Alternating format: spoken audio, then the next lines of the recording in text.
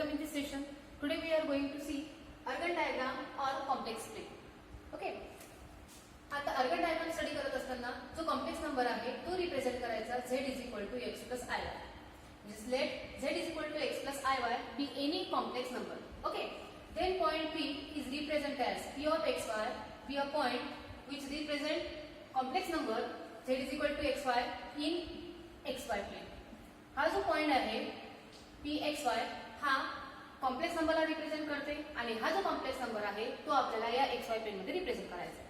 आता एक्झाम्पल जर पाहिलं तर या z = x + iy मध्ये हा जो x आहे दॅट रिप्रेझेंट x ऍक्सिस म्हणजे हा रियल पार्ट ऑफ z आहे आणि रियल पार्ट ऑफ z म्हणजे real axis that is x axis.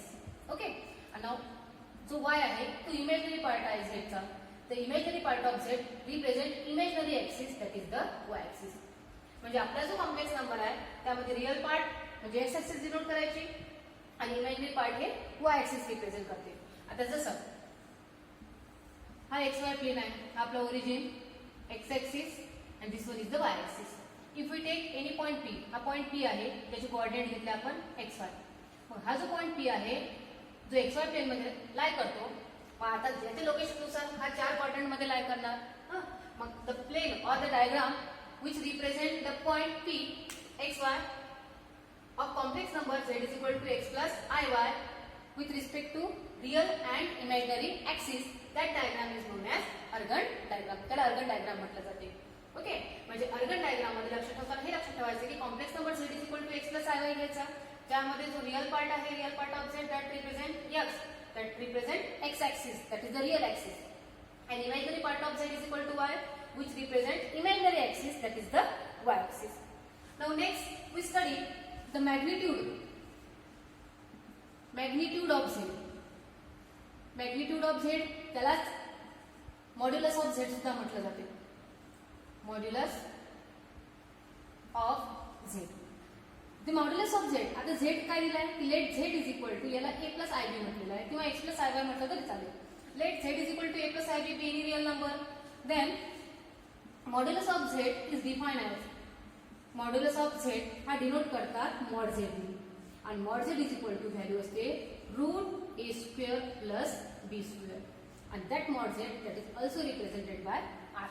This r = mod of z is equal to √a² + b². आता आपण हाच कॉम्प्लेक्स नंबर, हा जो p पॉइंट आहे हा विथ रिस्पेक्ट टू ab ने डिनोट जर केला. ओके. p पासून परपेंडिक्युलर टाकला, this one is the point m and join OP join केला आपण. मग इथे हे जे डिस्टन्स आहे OP चं दॅट इज द r आणि हेच म्हणजे आहे तुमचं magnitude of z that is equal to mod z. हे झालं x ऍक्सिस आहे a, this one is b. म्हणजे जसं आपण r = येते √a² + b², r = mod z that is equal to √a² + b², that is the modulus of z.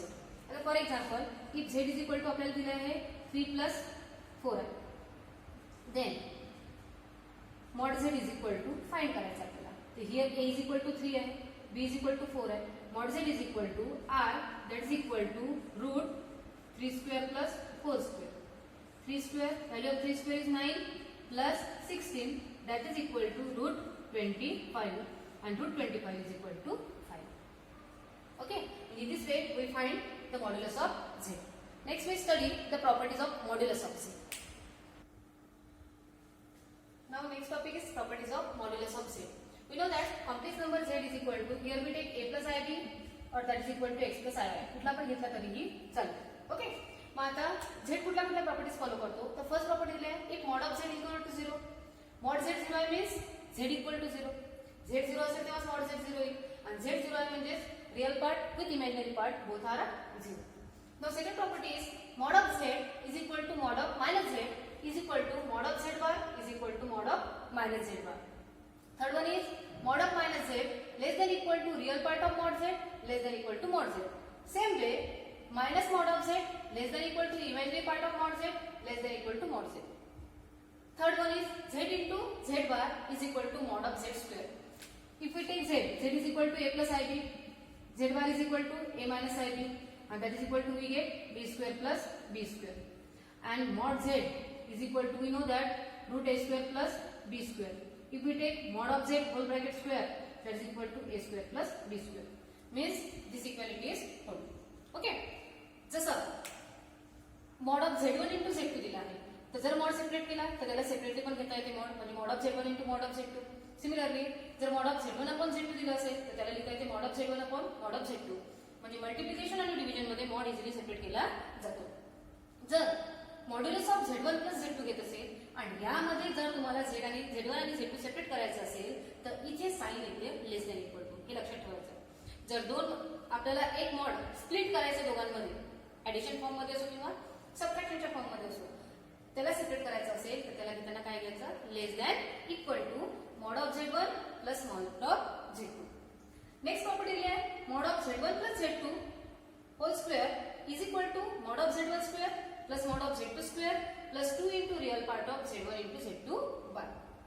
आणि mod of z1 minus z2 whole square असेल is equal to mod of z1 square plus mod of z2 square minus 2 into real part of z1 into z2 by. आता इथे जसा हा mod ऍडिशनचा आहे त्याचा square आहे, तिथे 2 टाइम्स रियल पार्ट आहे z1 इंटू z2 बाय. आणि जर सबट्रॅक्शन घेतलं तर तो येते मायनस 2 टाइम्स रियल इंटू, जसं आपण a plus b whole bracket square कसं करतो सेम वेनी सॉल्व्ह केलेला आहे. ओके, नाउ टेन प्रॉपर्टी दिली आहे तुम्हाला, mod of z1 plus z2 whole square plus mod of z1 minus z2 whole square. आता इथे या दोघांची ऍडिशन केली, दोघांची ऍडिशन केली काय होईल, 2 into real part of z1 z2 बार आणि minus 2 into real part of z1 z2 बार, हे दोघे काय होतील, कॅन्सल. म्हणजे काय येते 2 times mod of z1 square plus 2 times mod of z2 square. तर इथे 2 कॉमन काढणार, तर 2 कॉमन काढल्यावर काय लिहिता येते ब्रॅकेट मध्ये mod of z1 square plus mod of z2 square. Okay, now next property is mod of az1 minus bz2 whole square plus mod of bz1 plus az2 whole square that is equal to इथं a square plus b square into next bracket mod of z1 square plus mod of z2 square. म्हणजे जसं आपण ही property लावून solve केलाय की तसं जर तुम्ही सॉल्व्ह केलं तर हे तुमचं प्रूव्ह होते. अशा प्रकारे तुम्हाला हे प्रूव्ह करायचे आहे.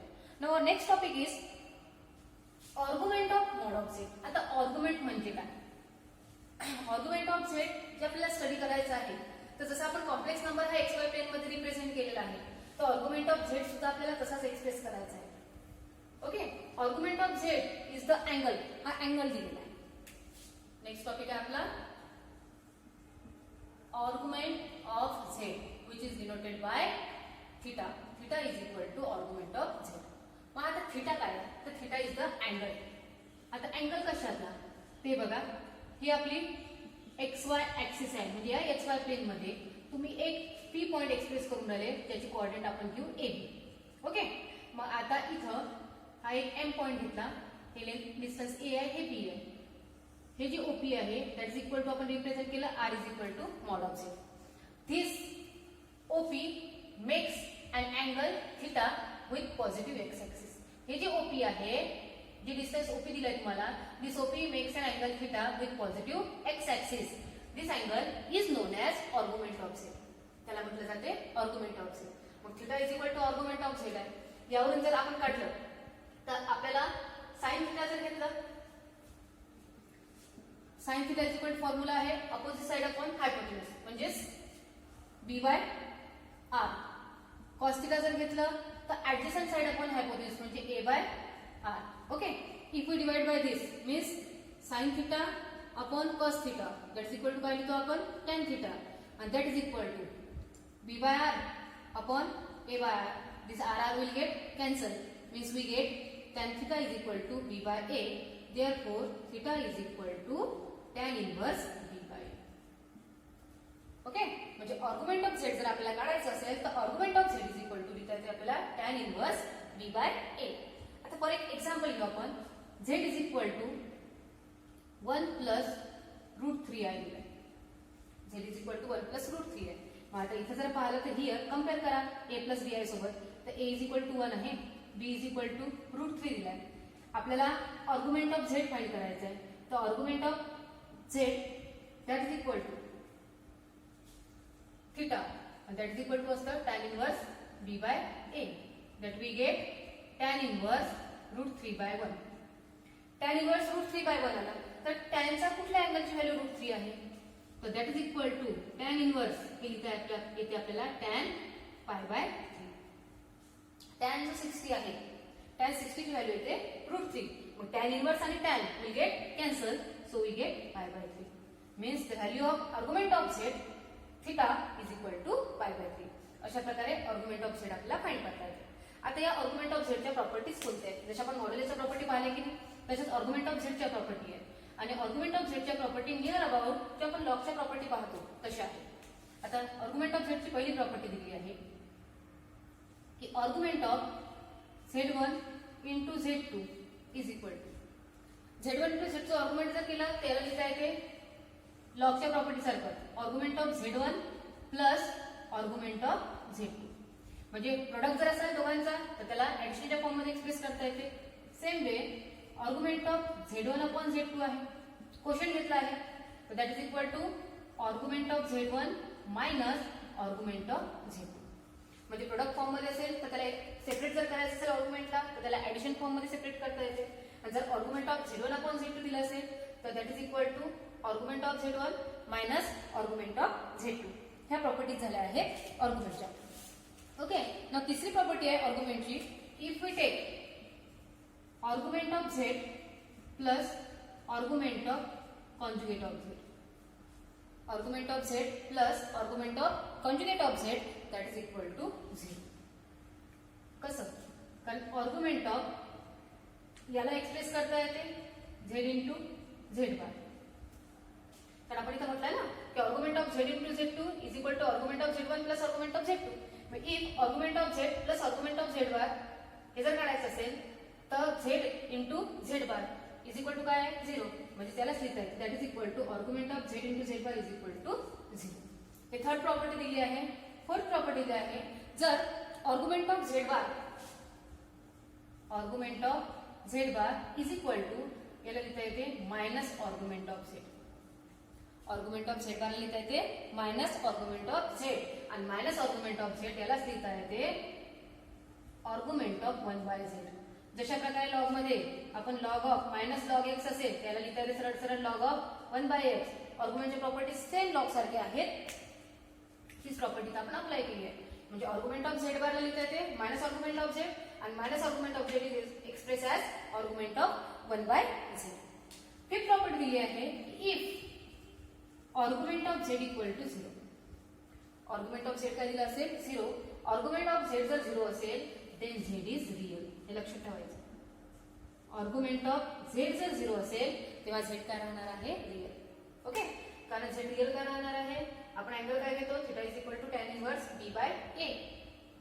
इथं 0 आहे. थीटा जर 0 आहे म्हणजे पॉझिटिव्ह कुठे लाय होणार आहे, पॉइंट कुठे लाय होणार आहे on x axis. So that z काय आहे तुमचा रियल आहे. स्टॉप पॉज केला. Next we see the argument of z in different quadrant. आता आपण पाहिलाय की हा जो अँगल दिलाय थीटा हा थीटा डिफरंट क्वाड्रंट मध्ये कसा लाय करतो. मग आता तो कशावर डिपेंड आहे ते depends on the value of a and b. Now see z is equal to a plus i हा कॉम्प्लेक्स नंबर आपण आपला कॉम्प्लेक्स नंबर आहे. जर या कॉम्प्लेक्स नंबर मध्ये जर a आणि b च्या वेगवेगळ्या कंडिशन्स दिल्या असेल तर तो कुठल्या क्वाड्रंट मध्ये लाय करतो तो पॉइंट आणि सोबतच थीटा ची व्हॅल्यू काय असेल किंवा थीटा कशा मध्ये लाय करत असेल हे आपल्याला फाइंड करायचं. आता पहा if a is greater than 0 b is equal to 0. a greater than 0 म्हणजे a पॉझिटिव्ह आहे आणि b इक्वल टू 0 आहे. म्हणजे b इक्वल टू 0 म्हणजे इमॅजिनरी ऍक्सिस आहे. b 0 म्हणजे पॉझिटिव्ह कुठे लाय करतो on x axis. Greater than 0 म्हणजे पॉझिटिव्ह आहे म्हणजे लिहिता येते त्याला ऑन पॉझिटिव्ह x ऍक्सिस. मग पॉझिटिव्ह x ऍक्सिस आहे म्हणजे याच्यावर काय करणार क्वेश्चन थीटा काय असेल आपला 0. म्हणजे तेव्हा थीटा काय राहणार आहे 0. सेकंड कंडिशन दिली आहे a is greater than 0 b is greater than 0. म्हणजे a पण पॉझिटिव्ह आहे b पण पॉझिटिव्ह आहे आणि दोन्ही पॉझिटिव्ह पॉइंट कुठे लाय करतात फर्स्ट क्वाड्रंट मध्ये. Means theta lies in quadrant first. मग आता क्वाड्रंट फर्स्ट आहे तर फर्स्ट क्वाड्रंट हा 0 पेक्षा ग्रेटर आहे पाय बाय 2 पेक्षा स्मॉल आहे. Means theta lies in between 0 less than theta less than pi by 2. Third condition दिली आहे तुम्हाला a इक्वल टू 0. a 0 आहे आणि b ग्रेटर दॅन 0 आहे.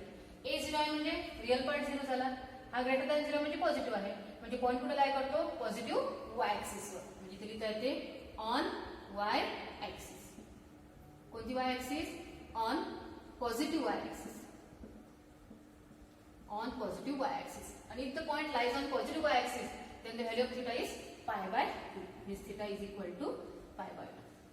Now third condition is a less than 0 means a negative आहे आणि b greater than 0 b positive आहे. a negative b positive हा negative हा positive म्हणजे it lies in quadrant second. म्हणजे लिहिता येईल आपल्याला on quadrant second. If theta lies in quadrant second मध्ये आहे म्हणजे याची व्हॅल्यू pi by 2 पेक्षा ग्रेटर आहे pi पेक्षा स्मॉलर आहे means pi by 2 less than theta less than pi. Okay next condition दिली तुम्हाला a less than 0 b equal to 0. आता a less than 0 आहे म्हणजे a कुठे लाई करून राहिला लेस दॅन 0 म्हणजे निगेटिव्ह आहे हां म्हणजे हा निगेटिव्ह x ऍक्सिस वर आहे. b 0 आहे म्हणजे तो पॉइंट आपला लाई करून राहिला ऑन निगेटिव्ह इथे in on negative x axis. आता निगेटिव्ह x ऍक्सिस आहे म्हणजे इथे तर अँगल कितीचा आहे ना पायचा म्हणजे थीटा इज इक्वल टू येईल तो पाय. नेक्स्ट दिले तुम्हाला a less than 0 b less than 0 means both negative आणि दोन्ही निगेटिव्ह पॉइंट कुठे लाई करतात थर्ड क्वाड्रंट मध्ये म्हणजे इथे लिहिता येईल इन क्वाड्रंट थर्ड. ओके म्हणजे क्वाड्रंट येणार Z lies in point P lies in quadrant third आणि थर्ड क्वाड्रंट आहे तर व्हॅल्यू त्याची आहे पाय पेक्षा ग्रेटर येईल 3 पाय बाय 2 पेक्षा स्मॉलर येईल म्हणजेच pi less than theta less than 3 pi bye 2. a 0 आहे b लेस दॅन 0 आहे म्हणजे रिअल पार्ट 0 आहे b निगेटिव्ह आहे म्हणजे lies on negative y axis मग इथे लिहिता येते ऑन निगेटिव्ह y ऍक्सिस. जर निगेटिव्ह y ऍक्सिस वर लाई करून राहिला तर टोटल 270 चा अँगल येईल म्हणजे थीटा इज इक्वल टू येते 3 पाय बाय 2. ओके त्याच्यानंतर दिलाय a ग्रेटर दॅन 0 म्हणजे a पॉझिटिव्ह आहे b लेस दॅन 0 आहे म्हणजे प्लस मायनस हे पॉइंट येतात फोर्थ क्वाड्रंट मध्ये म्हणजे इन क्वाड्रंट 4. ठीक आहे क्वाड्रंट 4 मध्ये लाई करते तर क्वाड्रंट 4 मध्ये जो अँगल असेल तो 270 पेक्षा ग्रेटर आहे 360 पेक्षा स्मॉलर आहे म्हणजेच 3 पाय बाय 2 लेस दॅन थीटा लेस दॅन 2 पाय. म्हणजे in this way the argument of z lies in different quadrant आणि क्वाड्रंट नुसार तो अँगल किती येतो हे सुद्धा आपण पाहिलेलं आहे. ओके नेक्स्ट टॉपिक आहे त्यामध्ये काही polar form of complex number बघायचा आपल्याला. आता पोलर फॉर्म कसा काढायचा आता इथे बघा आपण या फॉर्म मध्ये पोलर फॉर्म जर काढायचा असेल तर polar form of complex number मध्ये तर याला पोलर फॉर्मही काढता येते आणि एक्सपोनेन्शियल फॉर्म मध्ये पण त्याला कंटिन्यू करता येते. आता बघा कॉम्प्लेक्स नंबर जो z आहे तो रिप्रेझेंट करतो आपण a प्लस ib. ओके तर let z is equal to a plus ib be any complex number. मग आपण यामध्ये a ला लिहिलेलं आहे a is equal to r cos theta आणि b इज इक्वल टू काय घ्यायचं r sin थीटा असं सबस्टिट्यूट केलं आपण. a हे r cos थीटा घेतलाय आणि b ची व्हॅल्यू घेतली आपण r sin थीटा. तर यावरून आपण r is equal to mod z काढलेला आहे आणि त्याची व्हॅल्यू येते root a square plus b square आणि थीटा इज इक्वल टू येतो आपली value tan inverse b by a. Okay मग आता इथे आपल्याला काय करायचं आहे पोलर फॉर्म काढायचा आहे z चं. मग z is equal to a plus ib आहे a ची व्हॅल्यू आपण r cos थीटा घेतली b ची r sin थीटा घेतली where r is equal to mod z आहे that is equal to root a square plus b square and theta equal to tan inverse b by a. Therefore, then z is given by z equal to a ची व्हॅल्यू किती आहे r cos theta plus b ची value येते r sin theta म्हणजे i r sin theta. यामध्ये r common आहे r common काढा ब्रॅकेट मध्ये येते cos theta plus i sin theta means z is equal to r in bracket cos theta plus i sin theta. This is the polar form of z. आता असंच polar form झाला. Second दिला तुम्हाला exponential form. आता exponential form कसा काढायचा आता आपण जसं z is equal to r in bracket cos theta plus i sin theta घेतो तर exponential form of z is denoted as z is equal to r e to the power i theta. कसा घेतला जाते z is equal to r e to the power i theta आणि i e to the power i theta याला लिहिलं जाते r in bracket cos theta plus i sin theta. जे घेतलेलं आपण पोलर फॉर्म मध्ये त्या पोलर फॉर्म मधलाच तुम्हाला अशा प्रकारे कन्वर्ट करता येते. म्हणजेच हा जो तुमचा पोलर फॉर्म दिला आहे की z is equal to r in bracket cos theta plus i sin theta is equal to हा r आणि e to the power cos theta plus i sin theta लिहिता येते i थीटा. म्हणजे हा झाला z is equal to r e to the power pi i theta that is the exponential form of z. Okay, for example बघू आपण, जर e to the power I pi by 4 दिली, मग e to the power I pi by 4 आहे, आपल्याला काय करायचं आहे, तो e to the power I pi by 4 हा एक्सपोनेन्शियल फॉर्म दिला आहे, याला आपल्याला पोलर फॉर्म मध्ये पण कन्वर्ट करता येते, किंवा जो पोलर फॉर्म मध्ये दिला आहे त्याला एक्सपोनेन्शियल फॉर्म मध्ये कन्वर्ट करता येते. Now our example is express -1 plus root 3i in polar form and exponential form. आता here z is equal to -1 plus root 3i your complex number दिलेला आहे. तर इथे here a is equal to किती दिला आहे, -1 आणि b is equal to root 3. Negative आणि पॉझिटिव्ह हा पॉइंट जो आहे तो सेकंड क्वाड्रंट मध्ये, कारण की a हा लेस दॅन 0 आहे आणि b हा ग्रेटर दॅन 0 आहे. That means point z lies in point b a b lies in second quadrant. आता now r is equal to mod z घेतो, that is equal to root a square plus b square, that is equal to root -1 square plus root 3 square, म्हणजे किती येणार तो root 1 plus 3, that is equal to root 4 is equal to 2. म्हणजे r ची value आपली 2 आली. आणि जो थीटा घेतो आपण तो कुठल्या याच्यात लाई करणार आहे, argument of z means theta lies in second quadrant. आता here a is less than 0 and b is greater than 0, then theta lies in quadrant second. मग आता क्वाड्रंट सेकंड मध्ये थीटा लाई करतो, म्हणजे पाय बाय 2 आणि पायच्या मध्ये आहे. मग काढायचं कसं, आता as cos theta is equal to घेतो आपण a बाय r. a ची व्हॅल्यू किती आपली -1, r किती आली 2. आणि sin theta is equal to येत असते b बाय r. b ची व्हॅल्यू आहे √3/2, म्हणजे cos theta -1/2 आला आणि sin theta √3/2 आला. तर आपल्याला हे माहित आहे की sin theta मध्ये √3/2 व्हॅल्यू हे sin 60 चे, sin 60 म्हणजे π/3 चे. ओके, आणि हे इथं मायनस आलेला आहे, पण 60 जर घेतो आपण तर 60 हा फर्स्ट क्वाड्रंट मध्ये येते, पण पॉइंट आपल्याला सेकंड क्वाड्रंट मध्ये लाई करायचा आहे. म्हणजे थीटा इज इक्वल टू घेताना काय करायचं आहे 180, सेकंड क्वाड्रंट मधल्या पॉइंट मध्ये 180 - 60 दॅट इज इक्वल टू किती येणार 120. ओके, मग देअरफॉर cos ऑफ 120 यालाच लिहिता येते cos ऑफ पाय मायनस π/3, आणि असंच sin of 120 is equal to sin of pi minus π/3. The value of cos of π/3 that is equal to cos 2π/3, and this one is the sin 2π/3. Means in this way we get the corresponding angle. Now the polar form of z is given by z is equal to r in bracket cos theta म्हणजे cos 120, तर cos 120 आपण cos theta लिहू plus I sin theta, that is equal to r. The value of r is 2 cos of 2π/3 plus I sin 2π/3. This is the polar form of z. And lastly, the exponential form is z is equal to r e to the power I theta. This is 2 e to the power I. Value of theta is 2π/3. In this way, we solve various examples. Thank you.